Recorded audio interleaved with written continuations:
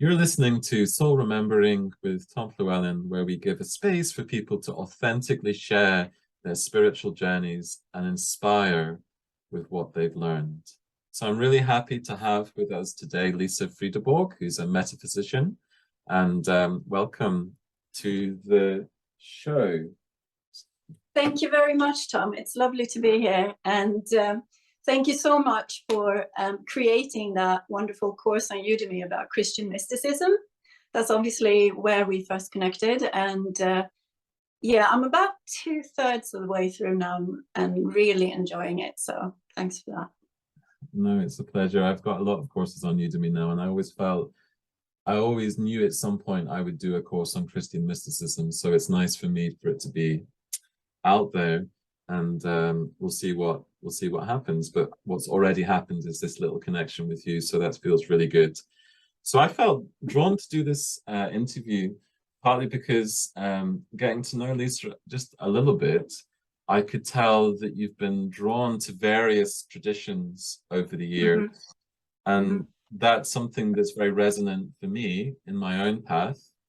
And I'm really interested to hear how that's been for people that have been drawn to various faiths, and the kind of the how they've navigated through all of that. So I'd be really curious to hear more about that. But the first thing that I like to do on these interviews is first to say, just to really bring it into the present moment, have you had any recent dreams or journeys of the spirit that you feel inspired to share with our listeners?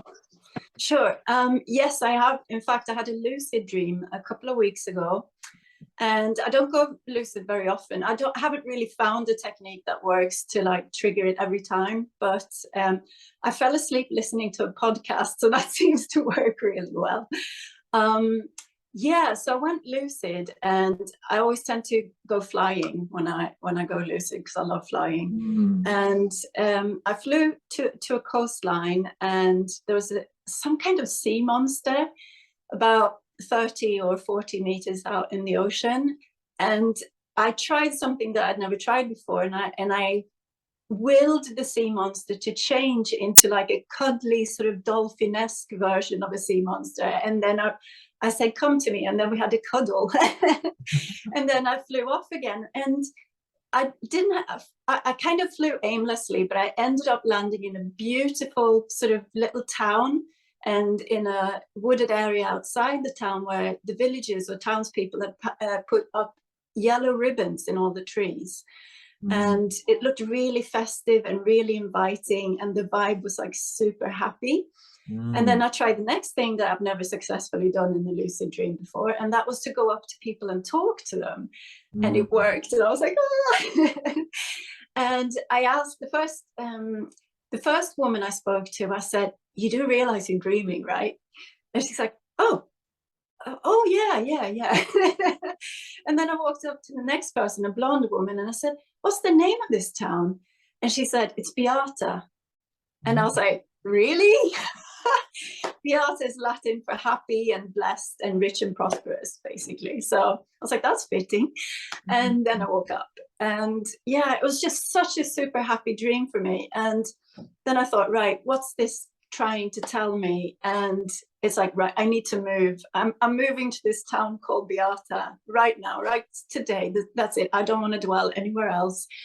And what I wanted to do was to stop doom scrolling, basically, because it was affecting my mind so negatively, all this constant social media input. And so I did. I quit doom scrolling thanks to this dream. And made my mind a much more beautiful place, more like Beata. So yeah, that's my dream. I love that lucid dream. Thank you. It began with that energy and that spirit of, people talk about it a fair amount in lucid dream type circles, of where you're experiencing something that seems kind of monstrous in a way, but can you approach it? Can you sort of approach it? But is that something, I'm curious, with your memory of the lucid dream, was that something that you were just ready to do quite easily?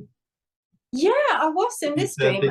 said you went to and cuddled Yeah, figures. So yeah, that's yeah. something that was fairly easy for you to do, because it wouldn't necessarily be easy for everyone, including me. No, no, it was easy, but I was kind of surprised. Like the whole dream was a delightful surprise to me. By far the best lucid dream, by far the best dream I've ever had, I think.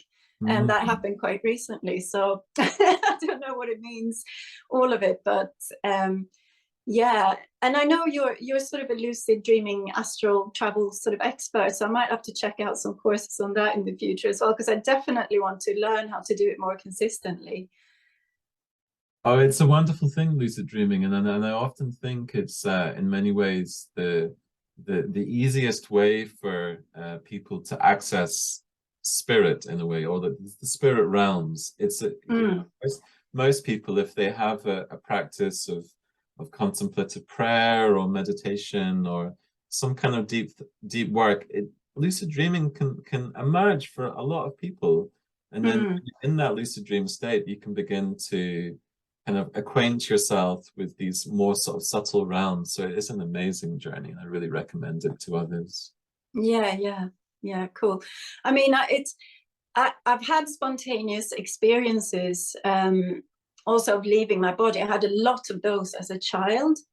So, but then I think it happens to a lot of us when we reach a certain age, kind of like after 6 years old, they kind of tend to peter off and stop. They And do. that's unfortunately what happened. But I had one massive out of body experience, which stayed with me my whole life. And which kind of put me on my spiritual path as a seeker, because I experienced reality from a different point of view, Mm. and basically came back feeling like, wait, this isn't real, this is a dream. What I saw out there was real. So I was about 5 when that happened. So yeah. Wow. I think it Mm. took me a little bit longer to get into that state of sort of an awareness of the illusory nature of this world, but it seems to have come to you fairly young. Yeah, but So, that doesn't mean I you had didn't fall that back insight. asleep again. I've fallen back asleep many a time. And that's the thing. That's why, sometimes your spiritual progress, or it's not like an upward straight, linear path. It's more like kind of goes in circles or spirals or little squiggles sometimes, because yeah, that's life. No, I'd love to get more into that, and there's something sort of sparking off in me to talk about that in this interview. But I think it'd be really nice just for the listeners just to get to know you a little bit more in terms of your work, what you do in your in, Mm-hmm. in your Sure. capacity. So you talk a little Yeah, so I'm a metaphysical blogger. That's the thing I do most consistently and have been doing since about 2006 now. And I write mainly on my website, which is angelorum.co. And I also offer services on there, so tarot readings and energy healing. And I've been working professionally as a tarot reader since 2011. But I did my first tarot reading when I was 15. So that's going back some, going mid 80s here. And yeah, should I share about my first ever tarot reading, Yeah, Tom? Would that'd that be be? wonderful. Yeah. Yeah. So I found a set of major arcana cards, like a cardboard cutout in a magazine that was just in my home. So I cut those cards. I was like so strongly drawn to that straight away. So I cut them out. And then a friend wanted to come over. It was during the summer holidays. And I was like, yeah, come on over. Because I'd already planned in my mind that we were going to play with the cards, you see. I didn't know anything about them. I'd never read anything about the tarot. I just liked the images. I think it was a Rider-Waite sort of traditional set of 22 major arcana cards. Anyway, my friend came over and I was like, should we play with these cards? I'll do your reading. And she's like, okay. Not as enthusiastic, but she played along. So she sat down in front of me. We sat on the floor, and I didn't even know how to do a layout, spread or anything. So I just put 5 cards in front of me. And I actually remember 2 of the cards. I looked at the emperor next to the devil, And it was just like everything just came into focus, you know. It was like a totally supernatural experience. And I just started talking. I said, there's an older man around you and he's being abusive towards you. And she just started crying. It was like pushing a button. The tears just started flowing. She said, yeah, it's my mom's boyfriend. He's been abusing me. And she hadn't told anybody before that reading.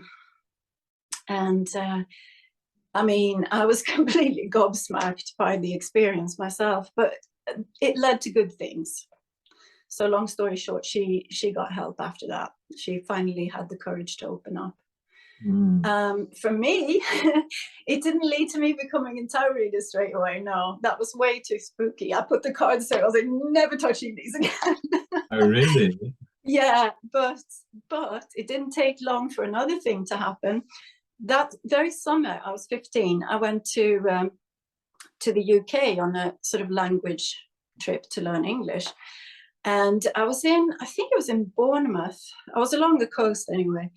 And I went into this like antique shop where they had antique books and stuff. I've always been drawn to those kind of shops, even as a teenager. And I walked in, and the man who was stood at the till kind of went like that. And he looked at me and he just kind of like got this weird look.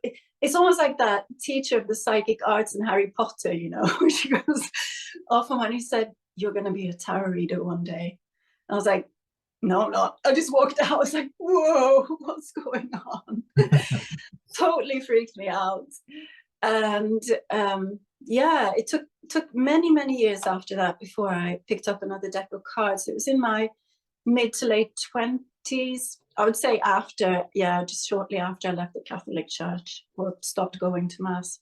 And I started getting into more metaphysical practices. I picked up books that I hadn't dared touch before, you know, about energy healing and anything that I could find that resonated in terms of like my spiritual curiosity and wanting to grow and explore things that have been taboo to me as a Christian. But now kind of like jumping the timeline here, because I was 15 when I had my first tarot reading, and I was 17 when I first learned about Christ in any way that felt meaningful to me. So when I was 15, I'd already had my confirmation into the Swedish State Church, and that wasn't actually something I wanted to do. My dad said, "You're doing it," basically. When I was studying with our confirmation priest, I had loads of questions. I was the one always asking questions. And yeah, he answered them, but I could tell he was getting increasingly more annoyed by my constant questions. And especially when I was asking about miracles, because he didn't believe in miracles. So he had this like communist leaning and like explained the miracle of the fish and the bread loaves that Christ passed around as, well, that's just people realizing that they're better off sharing communally, you know, everything they own. Oh, really? It wasn't, yeah, things like that. So I was like so disappointed because I was looking for some magic and some miracles and some true like power, and there's nothing there. Just really disappointing. But yes, I was confirmed into the Swedish State Church, and then a couple of years later I went to the US as a high school exchange student, and that's when I was staying with a Christian family. And I remember one of the first things they said to me after I went to stay with them was, "We just want to warn you now, we go to church 3 times a week. You do not have to come with us, okay? But if you do, that's lovely. We'd love to have you come." And I was like, "Church 3 times a week? I'm in." Sounds like they're serious about their faith. Let's check this out, you know. And that was an independent evangelical church, so not part of the Southern Baptists or anything like that, but it was in the Bible Belt, and yeah, that kind of flavor of Christianity. And it didn't take me long, and they did, to be fair, work on me. They did share the gospel, the Romans road to salvation. And one thing that I'm curious to ask you about is it sounds like your dad wanted you to embrace the Christian faith. That was important for him. But You said as well, I remember seeing on your website that you mentioned a grandmother that was a medium, something like that. Yes, So yeah, was she she also part of the Christian faith, or was she? well, here's her story. Long story short, she was born with a mediumistic ability. She was Sami, Laplander, Sami. So she had that kind of shamanistic gifting from birth. And she saw the fairies, she saw spirits of departed loved ones, you know.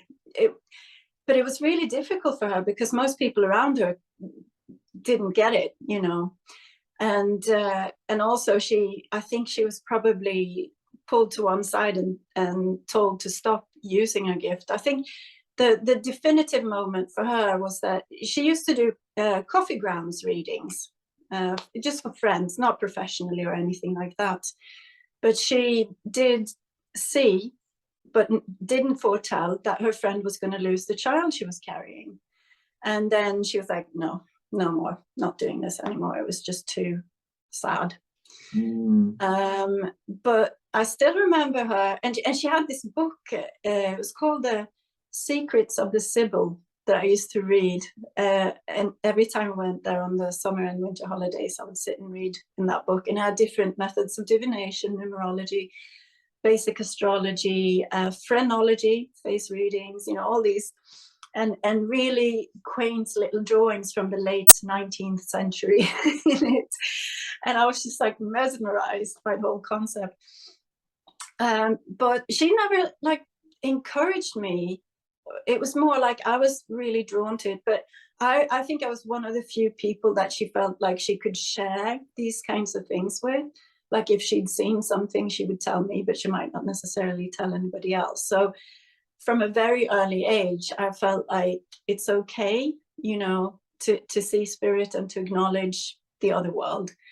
It's so precious. Just that's so precious. I think if you yeah. have some people around you at a fairly young age that are that give people that sense, that give people that sense that it's okay to experience these things. It sounds like from your story that you had a connection with your gran. So Yeah. you knew her as a child, and you knew of her mediumistic abilities as you had that. Okay, so action. So this is wonderful, and one thing that I just want to touch upon is that it sounds like that you had a connection with your grandmother, and you knew of her mediumistic psychism abilities.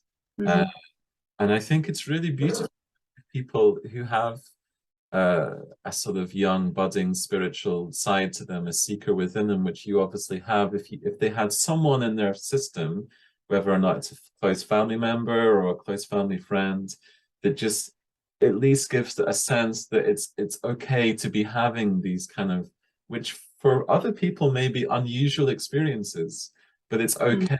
I think it's so destructive and so sad in our sort of modern, particularly modern Western culture, that basically most, I don't know the exact percentages, but I would imagine that most young people having sort of awakenings or any sort of extrasensory perceptions, often their parents are going to be struggling to deal with it, or often they might be kind of told that there's something that they're not seeing what they think that they're seeing, or they're not hearing what they think that they're hearing. Or this, you know, a lot of parents will sort of quite quickly shut that energy down, or even take them to see a doctor to try to work out, you know, what's happening with my child. And most doctors are trained in quite, well, I mean, what I feel is quite sort of a rigid understanding of mental health. So I feel so sad that people growing up who in other cultures might have been seen as potentially special in some way, in our culture are from young seen as sort of unwell. Yeah. It's funny you should mention that about getting a diagnosis based on these things, because I actually started to question things myself, and I was seeing a psychiatrist for a while when I was pregnant with my youngest child, because I was in like really a bad shape depression wise, but I wanted to check with her because I'd had some auditory hallucinations, as they would label it. And it was, yeah, I was watching a friend I knew. It was one of the moms at my kids' daycare walk past, and I had this voice tell me that she had MS. And I was like, whoa, where did that come from? I just didn't know how to process that. Well, the next time I spoke with her, she shared with me that she had MS. And I nearly fell over. I mean, you could have pushed me over with a feather at that stage. So I shared this with the psychiatrist and asked her, do I need some kind of diagnosis? You know, and this is what I said before about falling back asleep, because when you never get anything validated and you're in the world and you're living as if you're of the world, that's how you're going to start questioning yourself, isn't it? But she actually said no. You know, it's quite normal. Quite a lot of people have things like that happen. So I must have seen the right person. You were lucky. Yeah. I didn't have that experience. No. Did you not? Experience. Oh. Although I remember, you know, my parents struggled with me on this sort of level when I was in my late teens going through these sort of experiences. And I remember having very uncomfortable conversations with one doctor. He wanted me to, you know, to refer me to see some people. It was very kind of uncomfortable. I always got the sense that she found my presence almost like a bit disturbing somehow. Because at that time, I think I carried a very strong, almost quite intense energy. A young principled man having all these spiritual experiences, walking around with a copy of William Blake in his side pocket the whole time. Yeah, that's disturbing. Well, maybe at some point we'll get on to William Blake, but Brilliant. I think she found me a little bit disturbing, but I remember I went to see another doctor and we had a good chat about stuff. And his diagnosis of me was, he felt that I remember, what was his words? He felt that I had complete knowledge, very, very deep understanding. And he said the difference between you and people that really are unwell is that you know what's going on. Like, you know what I mean, you know what's happening in this situation. You're not, it's not like you're so completely ungrounded that you're disconnected with reality and just completely identified with your own mythic world. He was like, no, you understand what's going on here. So I felt that was kind of affirming for me at the time. Yeah, so that's good. So you had that at least. So your parents didn't like support you in any way? Oh no, they thought I was going completely mad or something. They thought I was. Oh wow. They thought I was completely losing the plot. Because I think that you know what I think, and it would be potentially unsettling for you know, if you feel like you know someone, if you feel like you've known someone for years, and they suddenly go through such a and maybe we'll talk about this, because one thing you mentioned in terms of your approach to spirituality is the kind of principle of ego death. Yes. Ego death, when someone's identity just kind of crumbles. And quite quickly. And I think for young people, it can be quite swift. They can seem to others like a completely different person. So would you say that your spiritual awakening coincided with puberty then? Because I think if that's the case, then it can happen really quickly, can't it? Oh no, I was a bit older than that. For me, it was around. I mean, for me, it was around the age of sort of 18, 19. Right. That's those 20, those sort of ages. Yeah. But had you had sort of paranormal experiences before then, or did that all start? No, not really. It opened up quite vividly, quite quickly, but I don't remember really having these sort of experiences as a child.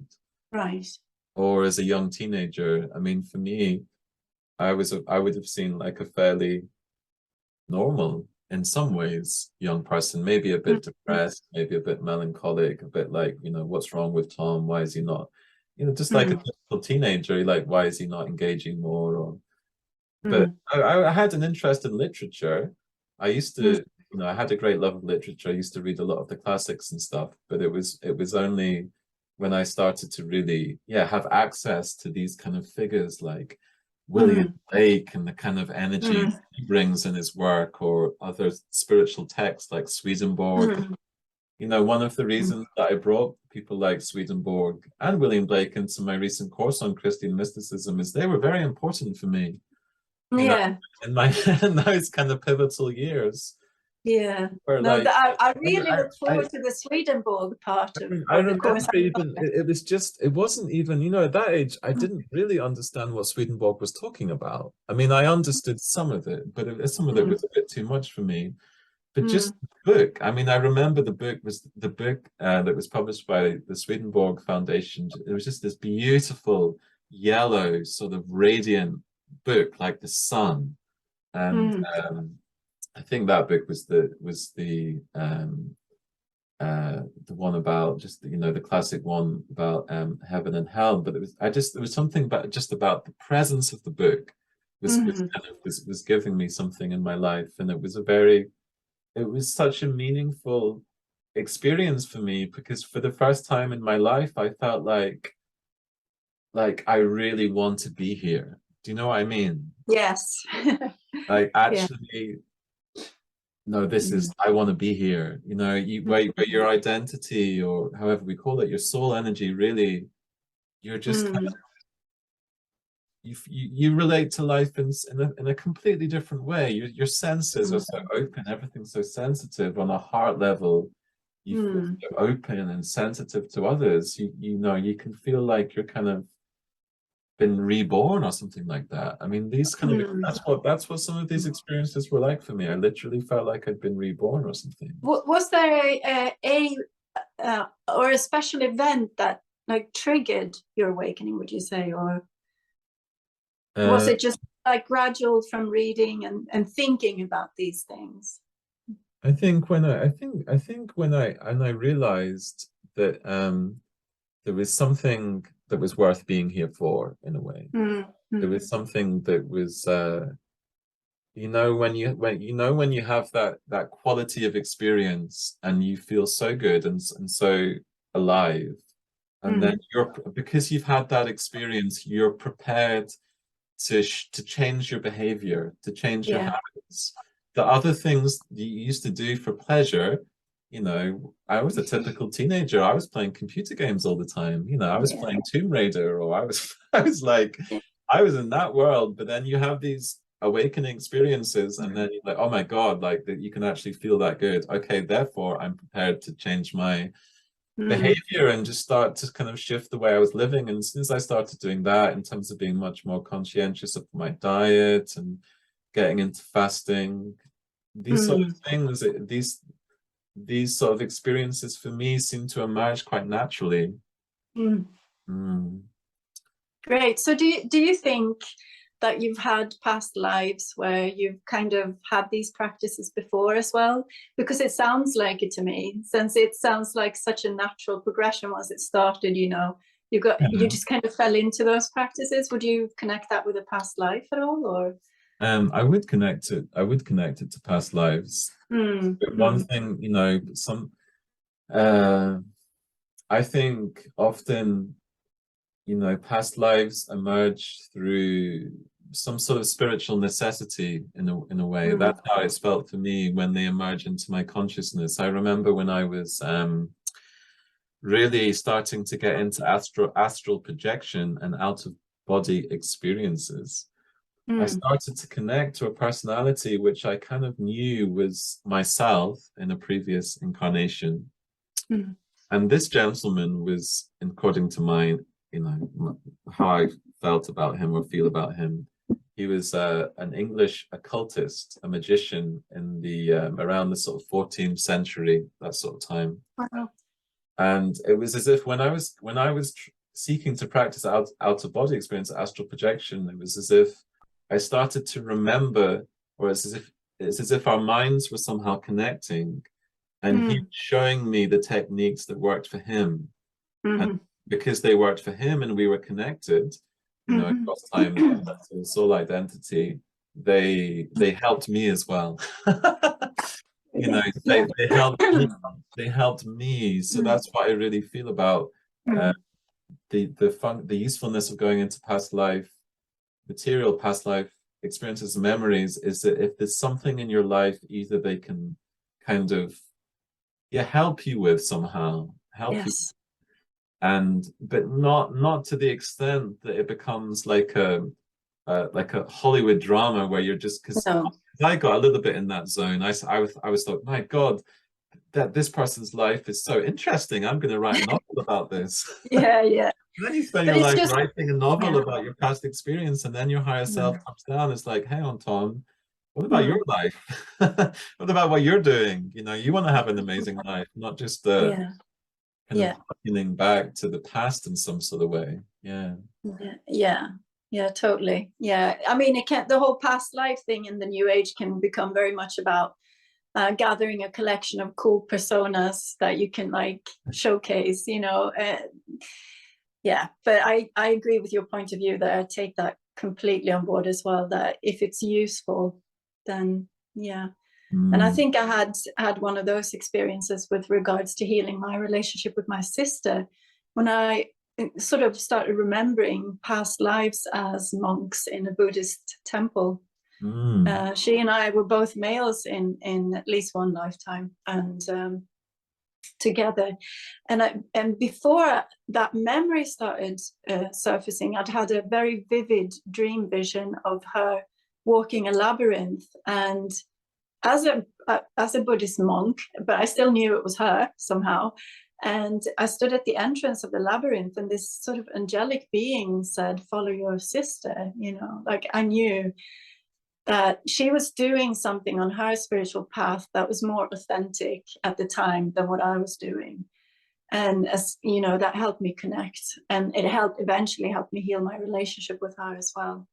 So yeah, it was really, really useful. That's Yeah. that's so interesting. You know, I'm going to bring in a little memory I have here, and it might make the conversation a little bit more edgy, but that's probably a good thing because Yeah. it's not always so healthy if we're just agreeing with each other.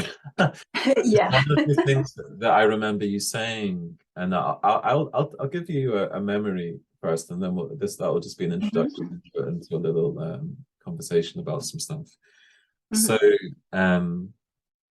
I remember about 10 years ago when I was connecting to a Celtic deity, and this deity was Ogmius. And Ogmius is not, it's not, or you know, people would say Ogma sometimes or Ogmius, and I was connecting at that time to the sort of druid path in a way. That's always felt important to me. You know, I live in this land, the Celtic tradition, the wisdom of the land, so some sort of spirituality that honors both sky and earth has always been intuitively very important to me, and environmentalism has always been really important to me. And anyway, so I was connecting on to Ogmius, and the first thing that he said when he came through to me, or I felt that sort of communication, was that like, have a closer relationship with your brothers, because I have two brothers. So sometimes we can be so disconnected. We can be, you know, we can be so you know, we can be so disconnected or fragmented in terms of our energy, but we're all kind of, you know, in terms of our bloodline, it's so, I feel, you know, it's so important that ideally we can be in connection. So it's so nice to hear that experience where you were guided to listen to your sister. But the thing that I wanted to touch upon particularly was something you'd said on one of your messages about certain pagan deities, because you would think of Ogmius as being a pagan deity within the Celtic polytheistic tradition, as being, in your words, incompatible with the truth of Christ, or with Christianity. So I'd really be curious about how you kind of relate to that. No, for me, I don't think that's necessarily the case for everyone, but pagan deities, I've connected with a few of them in very real ways, and I would never say they're just archetypes, right? I've had even from pantheons that I wouldn't necessarily organically connect with based on my ancestry. I had Nephthys, the Egyptian goddess, show up one time. And I didn't know anything about her at the time. I had to like Google her name, different spellings to even find out. But she told me who she was and what she did, and it checked out. Sorry to interrupt. I don't think I'm aware of this deity. Could you say her She name? is the sister of Isis. So there's another sister connection for you. But yes, she's the sister of Isis. And whereas Isis rules birth, Nephthys is more on the death side of things. She's like a death doula. But they both actually participate and help childbirth. So they're midwives. And that's what she told me. She said she's a midwife. It's like, oh, cool. Right. So I Googled it and it all checked out. Anywho, for me, if you work with pagan deities, and I have done in the past, you engage with them through sacrifices and offerings. And when you connect with Source through the Spirit of Christ, that becomes sort of it's no longer necessary, if you know what I mean. It feels to me as if I have a pure connection with Source through Christ than I could have through any of the pagan deities. So that's my preferred spiritual path now that I've had my dark night of the soul and the meltdown and everything that happened in 2020. Coming out the other side of that, that's just how I feel. But I don't necessarily see working with pagan deities as a bad thing or evil, or I mean, some of them are clearly very wise beings, you know, and you can see them as spirit guides. And maybe some people don't feel like they have to do offerings and sacrifices or make oaths, you know, because that's another thing that actually Christ warns us against, is making oaths, knowing full well that we can't keep them. But yeah, so I mean, there's lots of angles to approach these relationships from. They are relationships, though. They're not just archetypes. That's the point I would like to make. Oh, yeah. I know, and I have a good friend, and I've always really much admired him, and I have a lot of respect for my friend Dan, and he would definitely see himself as a pagan. He's had a connection with the Morgan since he was about 16. You know, she came through to him. The Morgan came through to him really strongly, and she's been with him since for like nearly 30 years now or something. So where am I going with this? Well, of course, some of the people listening this course might be interested, because Dan talks about some of his experiences and his connections with the Morgan on some of their courses on Celtic spirituality, in the advanced course on Celtic spirituality, because I think it is a little bit I mean, one thing that he talks about in terms of connecting to the Morgan is that he would say that usually that it comes with a warning attached. Yeah. You know, like a warning attached, that some of these beings, that they function in a way that's not, it's not so easy to understand, and it's something that I'm really interested in, and I'd be really curious to hear your take on it. And I'll share a little bit about my sort of why I've been sort of getting into it a little bit, because in sort of in the sort of, you know, the contemporary spiritual circles, people talk a lot about integrating the shadow. Yes.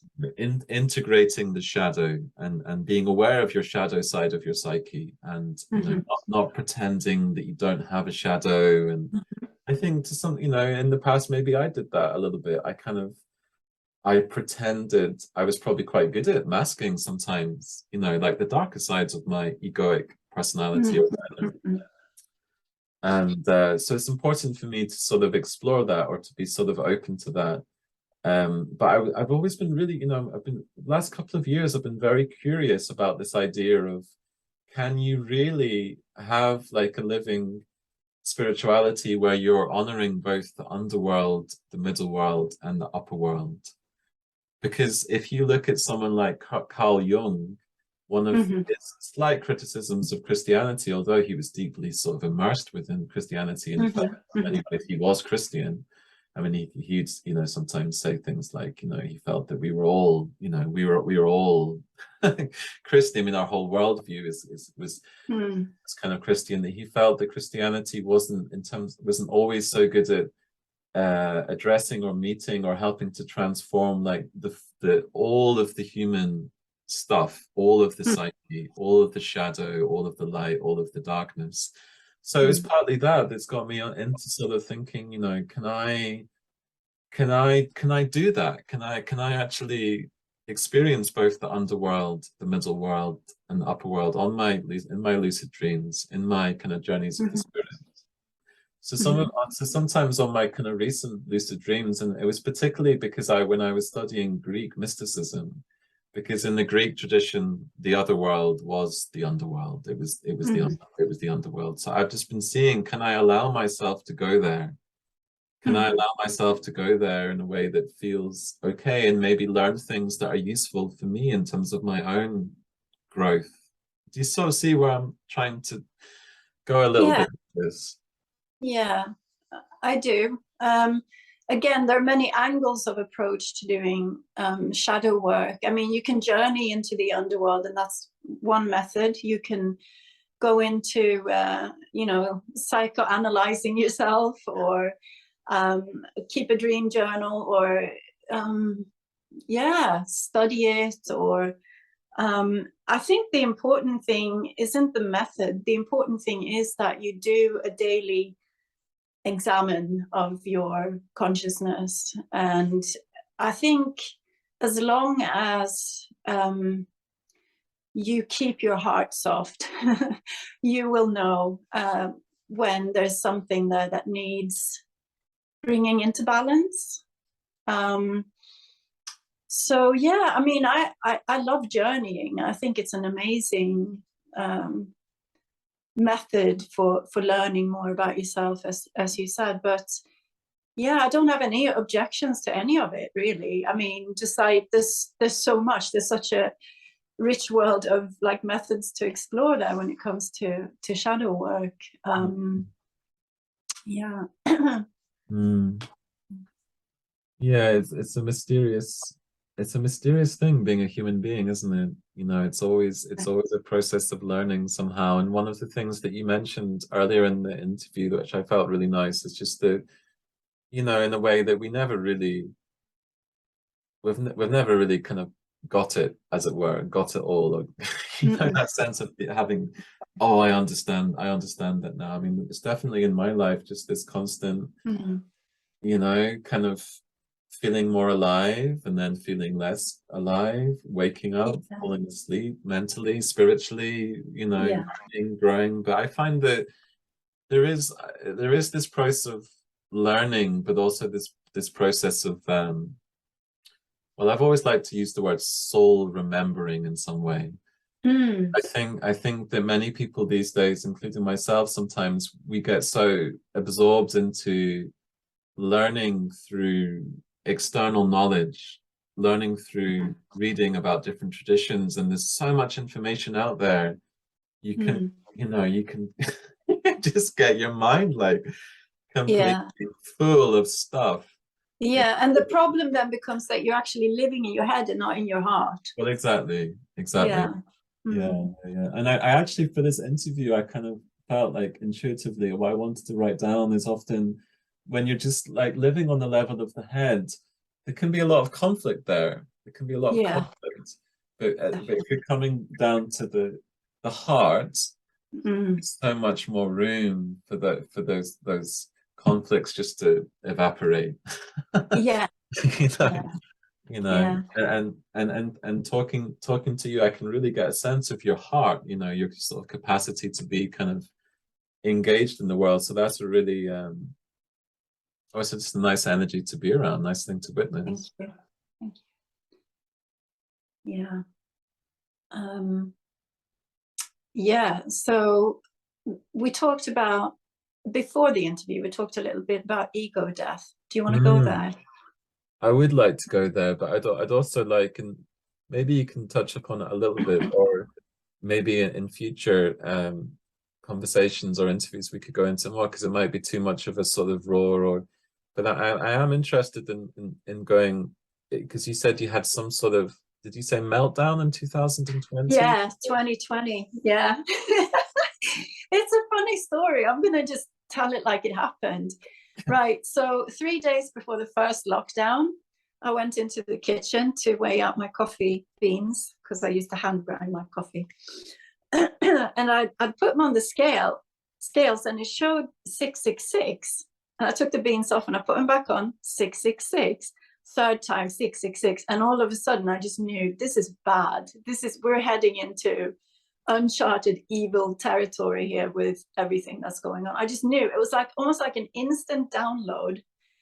And then I was like, it's too much.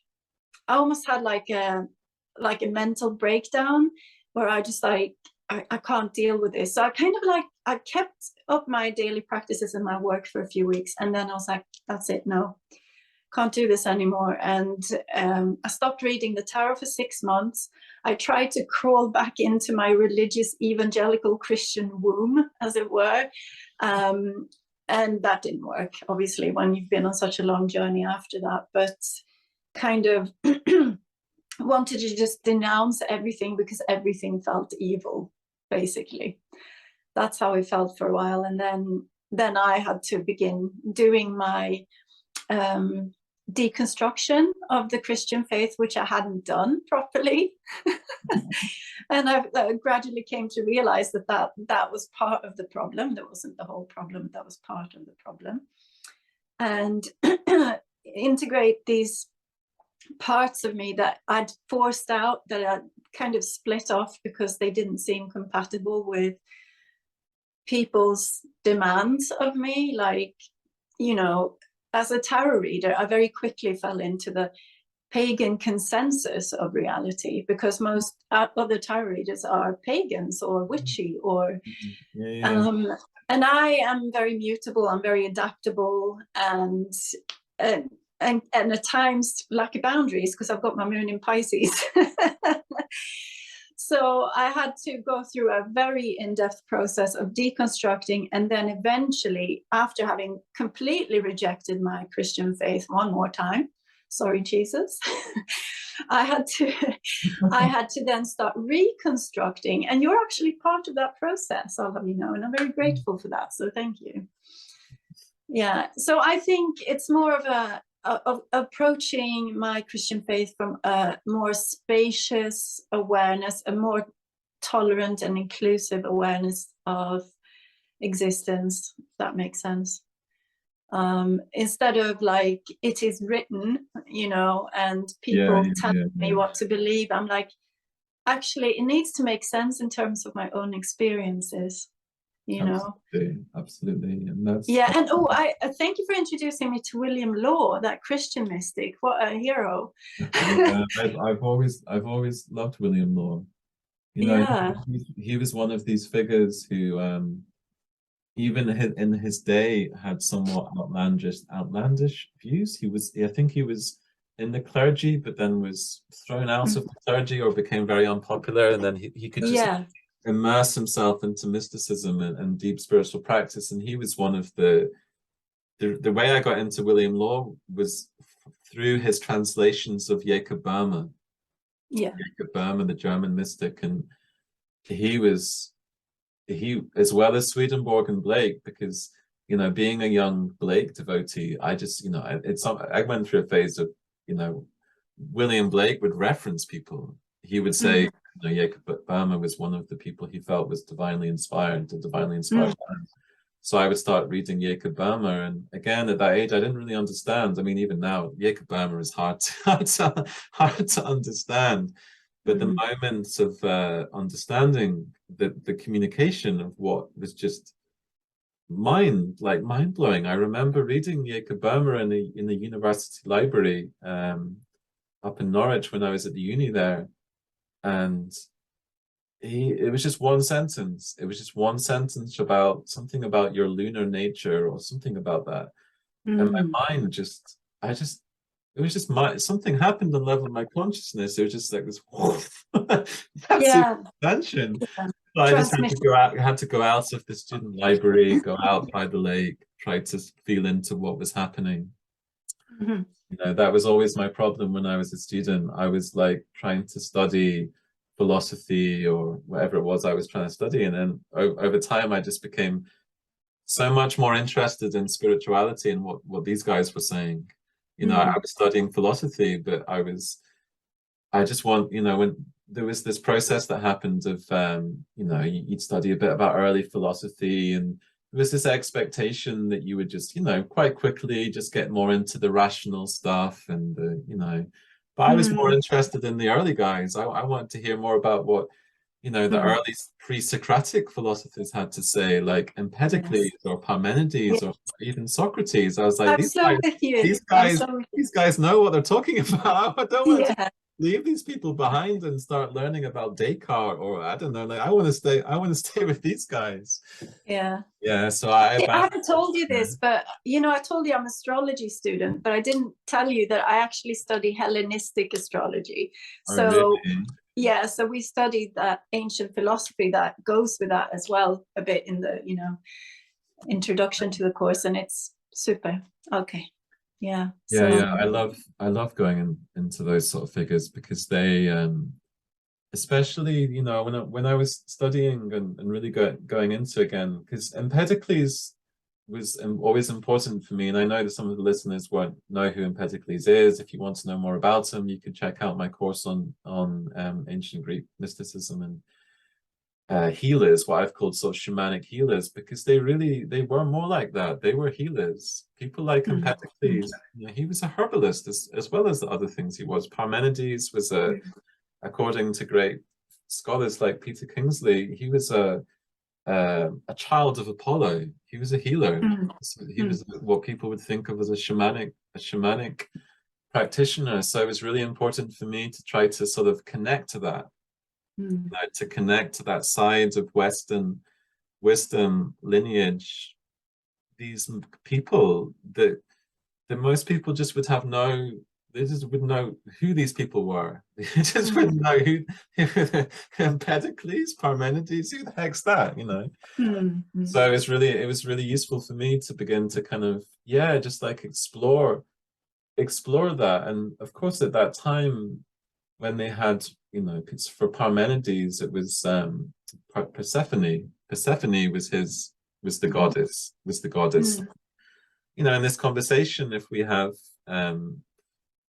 time, it would be good to sort of touch upon that kind of you touched on it a little bit before about the awakening of the feminine somehow and how that can maybe help us and has helped me to become more in touch with our intuitive awareness and sort of sensitivity. yeah, that's one thing it helps with, and then feeling the connection with Mother Earth as well, you know, not being so cut off from creation, not seeing creation as something less than or like debased compared to spirit, but more of I as think unequal. we're gonna have to stop there, Lisa, because I got the 10-minute thing a while ago, and All right.